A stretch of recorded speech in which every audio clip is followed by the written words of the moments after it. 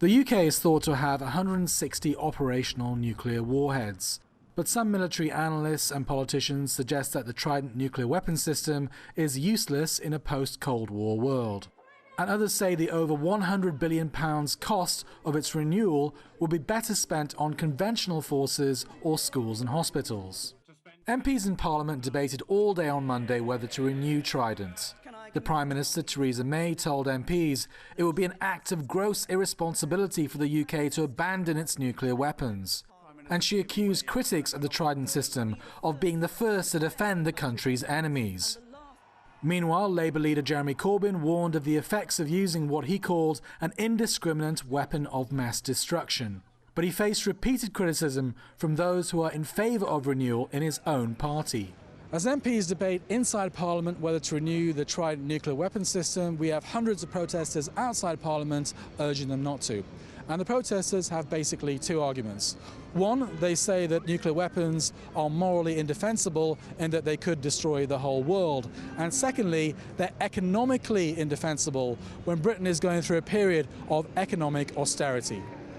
Nobody really believes that the Trident nuclear weapon system can protect us from the threats we face today. It's a Cold War system which doesn't have relevance to the threats that we face, whether it's climate change, whether it's chemical weapons. It's not relevant. Nuclear weapons is one of the big issues that we're concerned about. I mean, it's just so crazy that we're talking about these sums of money on something like this when we really shouldn't be killing people. I'm really against Trident. I think planning to build Trident is planning for murder. In the end, the ruling Conservative Party and 60% of the opposition Labour Party voted for, and a minority of Labour MPs and Scottish nationalists voted against the renewal of the nuclear weapons system. Rosh Mohammed Salih, Press TV, London. Well, I guess joining us for this edition of the debate, we have political commentator Andre Walker, who joins us from London. And also from London, we have journalist and political analyst Hafsa Kara-Mustapha joining us. I'd like to welcome you both. Andre Walker, I'll start with you. So the question was asked from Theresa May, quoting, are you prepared to authorize a nuclear strike that could kill hundreds of thousands of men, women and children? And she replied with one word, yes. I don't know if you caught her in Parliament when she said that. What was your reaction when you heard that? What she then said after that was, there is no point in having a deterrent if we tell our enemies that we would never ever use it. And that seems a self-evidently obvious and sensible point to make. Now look, you know, there are groups of people who do not want Britain to box its weight in the world. There are people who do not want Britain to be a nuclear power. There are many people who do not want Britain to be an economic power and the City of London not to be the leader in global free trade. I simply make this point to you, that if Britain was not a nuclear power, then we would leave the nuclear powers to be people like China, North Korea, and maybe, dare I say, Iran. Countries that do not necessarily share the values the United Kingdom does. And frankly, I don't wish to be bullied by China, and our nuclear weapons deterrent is a good reason why the Chinese do not threaten and do not bully us. I think it's a good thing. So Hafsa Kara-Mustapha, our guest Andre Walker, nicely put the values of the UK above everybody else when it comes to the use of nuclear bombs that would kill hundreds of thousands. Well, first of all, I'd have to say that her emphatic yes was chilling, to put it mildly. She could have actually presented her response in a much more measured way and actually state that in a case of absolute emergency, then the question might arise and she would consider it. But it seemed to me that that response was that of a trigger-happy Prime Minister. Now, this is a very dangerous development because let's not forget that just a few weeks ago, the Shilcourt inquiry actually revealed that Tony Blair, a Labour leader, just flat out agreed to all the terms dictated by the Republican of the time, George Bush, in attacking and destroying Iraq. and turning it into the mess that it is today and the safe haven of ISIS that it is today. So this is the nature and the quality of leadership Britain has today, which is a leadership that is intent on war, regardless, that will follow like a poodle anything that the US administration says, and that turns nations, previously stable nations, into safe havens for terrorists. Now, the idea that Iran or even North Korea are a threat to Britain is an absolute scaremongering tactic that is often used, that has been very often used to push the worst possible policies, but at the end of the day, Iran hasn't invaded a single country and hasn't waged a single war in over 150 years. Compare that to Britain's record in the past 10 years alone, and you will note that Britain occupied, invaded, destroyed Iraq, destroyed Libya and turned it into a safe haven for terrorists, continues to be involved in Afghanistan, and the Taliban remain a force to be reckoned with, and therefore all these places that might not have shared the same policies as Britain, but were definitely places of stability, have been turned into places of instability that have actually increased the potential and the danger on the world. These are direct consequences of British foreign policy, and these are the leaders that want to have nuclear power. And what does that have to do with nuclear weapons?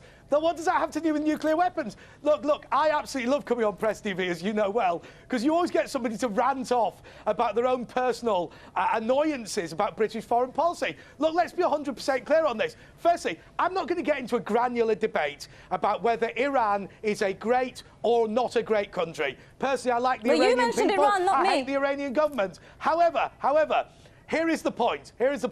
There are certain countries which are nuclear powers, places like China and North Korea. As far as I'm concerned, those countries are lunatic, bullying nations who would love to tell both of us what to do in London, but actually the military strength of the United Kingdom prevents them from doing it. And the great military strength of the United Kingdom is the reason why lunatic lefty doctors like my esteemed colleague from London are able to hate this country and support the Soviet Union, no doubt, as she did in the 1980s.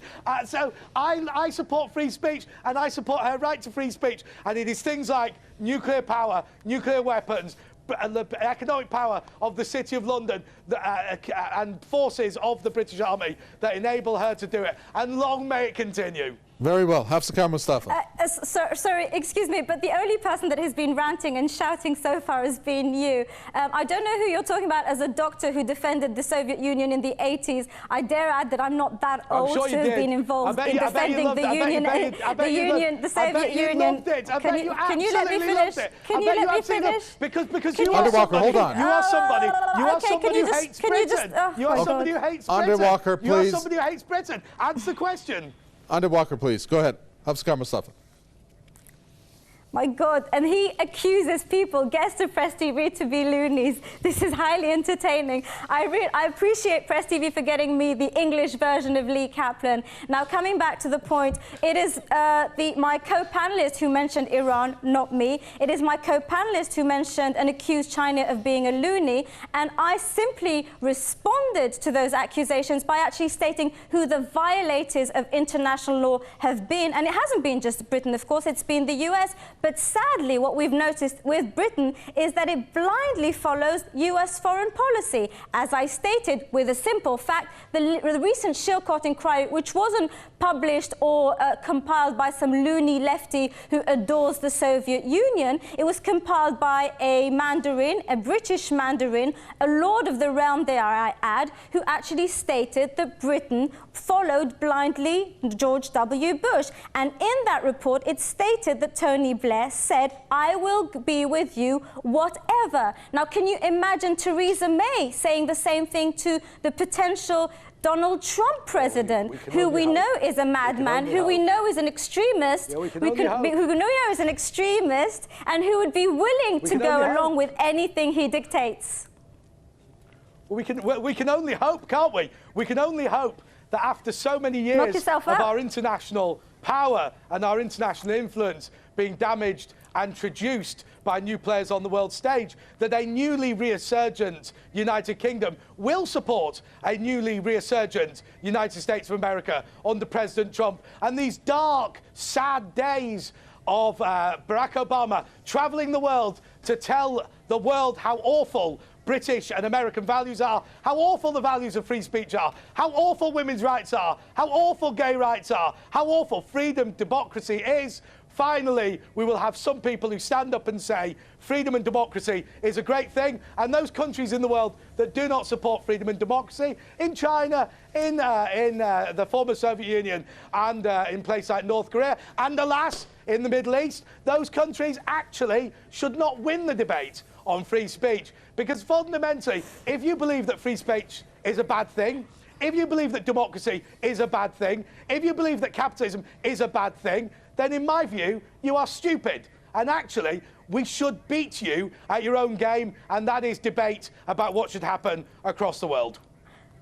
The only stupid person I'm seeing and I'm hearing so far is the person who's actually completely distracted the debate on nuclear armaments and Trident and actually turned it into an issue over freedom of speech on a program that is actually called The Debate and is actually inviting people who are actually presenting two opposing views. Can you shut up, for crying out loud, and allow me to make my point? You're screaming in my earpiece, you're being incredibly annoying, and you're not making any sense. So can you let me finish? Can you continue my point the way I have respected your stupid point and have listened to you? So just listen to my point. The debate now is about Trident. The debate tonight is about Trident. If you want to talk about women's rights, women's veils, you are welcome to do that, but that is not the topic tonight. So please do not digress. No, that is the topic tonight. That's very much the topic. That's very much the topic tonight. So we'll invite you for that topic. You mentioned Iran, I responded, you complain. You mentioned China, I responded, you complain.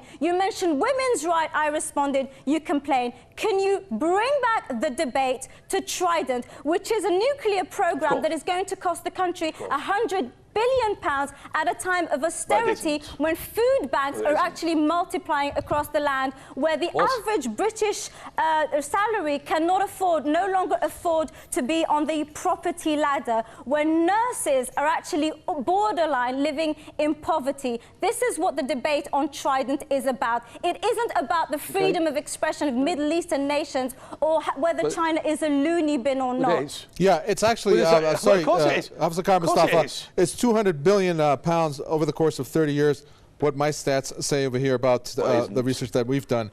Andre Walker, don't you think that money can be spent better? Look, to answer this point in a measured fashion, let me just say, look, the point I'm making is our international power in the world is one of the things that enforces global free trade and freedom of speech and democracy. Diminishing that international power through Britain ceasing to be a nuclear weapons holder is, in my view, a danger to most right-thinking people across the world. And look, I'm very sorry that there is a huge cost to the British taxpayer associated with that. But I think, you know, those people having their human rights abused in the Middle East tonight, those people who wish China to be a democratic nation, those people who dream embryonically of North Korea becoming like South Korea, would thank us for saying that there are ordinary British families who are willing to pay some of their hard-earned money to ensure that there is a beacon of global free trade, of decency, democracy and free speech. That is the United Kingdom. And also those people should be celebrating the United Kingdom's exit from that corporatist dictatorship, the European Union. These are the issues that are important because actually it's not about firing these nuclear weapons. It's not about firing these nuclear weapons. It's about saying to the world that we will not be bullied by the rest of the world if they disagree with us on the fundamental principles of freedom, liberty and democracy. And we have the power to enforce freedom, liberty and democracy. And that power is nuclear weapons. Yeah, but it doesn't seem like the UK has that much power, Andre Walker, if it's supposed to be an independent nuclear program, but Washington owns UK's nukes. The maintenance, design and testing of these submarines depends on Washington. You actually have Aldermaston and you have Lockheed Martin and Halliburton who have these nuclear sites being run. Can you explain that to us? Well, it's amazing that Tehran seems to know so much about the British nuclear programme, given you don't officially have a spying regime in the UK. No, anyway, no, come on. This is on the website. It's just a quick Google. It wasn't no big deal here. Okay. Let me just answer that. No, in truth. So, of course, what we're talking about is not the renewal of Trident, because Trident are the nuclear missiles that we bought from the Americans many years ago and do not propose to renew. Actually, what we're talking about is whether we're going to build in the United Kingdom 4 new nuclear submarines for the missiles to go on board. And that is actually the point. So, yes, it's a fair point that the missiles themselves are sold to us by the Americans. But actually what we're talking about at the moment is building 4 new submarines. They will be built in the United Kingdom to spec, designed in the United Kingdom by UK companies in places like Barrow-in-Furness and Glasgow and Portsmouth. And to make the matter more confusing, Hafsa, Kara-Mustapha, there was a report roughly about 5 or 6 months ago that the Trident nuclear submarine itself, well, the equipment doesn't even work. Some of the, I guess, technicalities involved in terms of the equipment are not operational. And you have sailors that actually are not even skilled enough to be on that nuclear submarine. I don't quite understand that. It just shows, of course, how somewhat messed up this program is. Can I just interrupt quickly? Can I just interrupt quickly and say to you, I don't think you should worry too much about Britain's nuclear deterrent being fully operational and ready for war should the United Kingdom be attacked. Look, I'm sure the people of Tehran are deeply concerned about the security of the United Kingdom. But don't you worry. Don't you worry. Let me show you those systems. Let me show you those systems are operational. Okay. Gotcha. Hafsa, Kara-Mustapha, go ahead. Yeah. I'll tell you what. It's not even what you say or what I say or even what my co-panelists say. A few years ago, a letter signed by generals of the British Army actually lobbied Parliament to abandon Trident because they thought it was an obsolete program that was overly costly and that wouldn't actually have any effect. Today, the British government is actually telling the British people that the greatest threat to it comes from international terrorism. So the question that really has to be asked is, what would a nuclear submarine do to a man, or a woman indeed, who would actually come up in a shopping mall or in an airport, strapped with a bomb and exploded? How on earth would a submarine that costs over £100 billion actually do anything to stop that threat? So what you're seeing is a government in a flux that in one sense is actually creating threats, increasing the idea of threats, creating a climate of scaremongering by actually ensuring that people are constantly in fear in order to justify extortionate prices actually invested in areas that bring no benefit to the overwhelming majority of the British public. It's very saddening to note that the only response you'll get from the nut jobs in the right-wing press is to claim that it's loony lefties or people who hate Britain who are actually concerned about the faith of junior doctors, of nurses, of people on lower incomes, and of course the rise in food banks, which are actually something that you would not imagine in an industrial nation. You are talking, and my co-panelist is talking about the loony China, but actually China, for all its lunatic behavior, has actually managed to reduce poverty in under 10 years. During Cameron years, Britain has actually seen poverty soar. It is actually mesmerising that a country that can invest £100 billion in a programme that retired generals, experts of the British Army have claimed is pointless, can actually go on and invest that money whilst people are sleeping rough and food banks are propping up across the land. Andrew Walker, she speaks on behalf of many people there in the UK. Yes, and she's right. China has reduced its poverty from appalling to dreadful.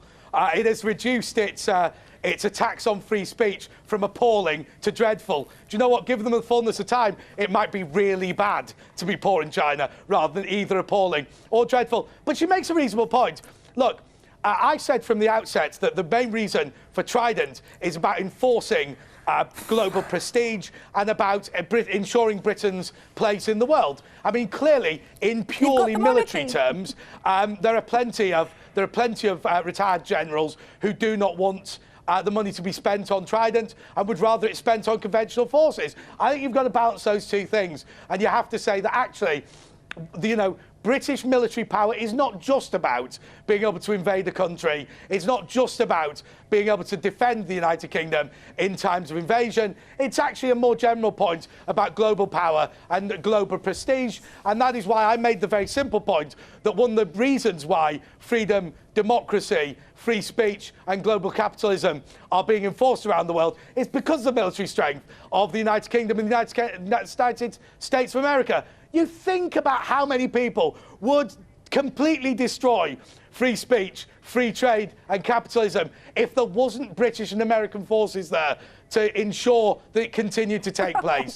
I would argue that the Vipers are ready, the Eagles are circling. Very well. Hafsa Kara-Mustapha, in closing, UK could have taken the first step. This is just laughable to see somebody defend the US record, which has actually destroyed nation upon nation and actually turned stable nations into basket cases, socialism into destroyed safe more. havens for terrorists. You're actually saying that this is acceptable is ridiculous. You love but actually socialism. stating Socialism that destroyed more. prestige has to cost £100 billion You love socialism. is just ridiculous. This You is designer clothes politics. You actually Socialism buy only killed prestige 100 million to the people. cost of Let's the try it welfare again. and the well-being of the British public. Socialism it is only killed absolutely 100 million saddening people. to see that this is the type of argument that actually is defended by the Trident supporters. I think it's very telling when it's lunatics that are actually talking of prestige, when people are dying of poverty, that are actually defending Trident. And that in itself says a lot.